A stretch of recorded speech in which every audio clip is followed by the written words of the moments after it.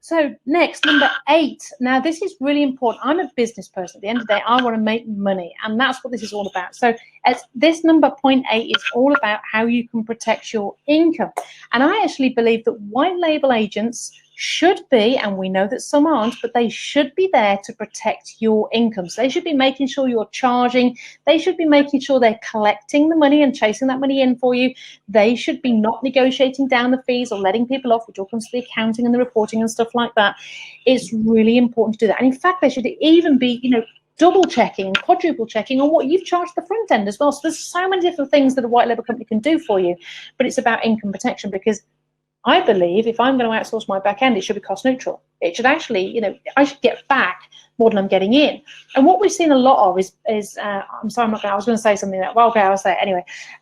Predominantly a lot of people that are good at sales, front end, do a deal. They're not very good at dealing with the admin at the back end. So when it comes to chasing in termination fees or chasing in renewal fees, they tend to let people off that stuff on the basis, we'll just sell more, we'll just do more deals at the front end.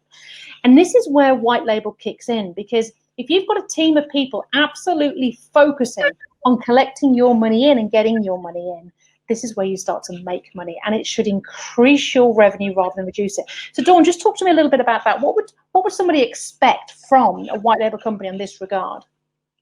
Well, first and foremost, I think collecting the charges that you have instructed them to do so is one of the obvious answers to that, Sally. So remember, we as a white label company, we don't make the decision as to what you charge. We take instructions from you and we carry out those instructions. And it's our job and our goal to ensure that those charges and that income is collected. Now, we do know that, in some cases, particularly when tenants fall into arrears, there will be occasions where it's not able to be collected as a natural process. Normally what happens, you see, rent comes in, it goes on the ledger, it will deduct your fees and everything's hunky-dory.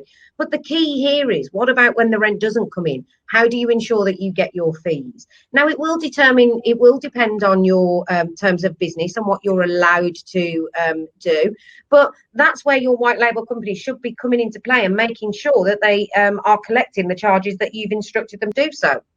Other things like checkout fees, as we've discussed, checkout fees, renewal fees, making sure that those charges are raised at the relevant time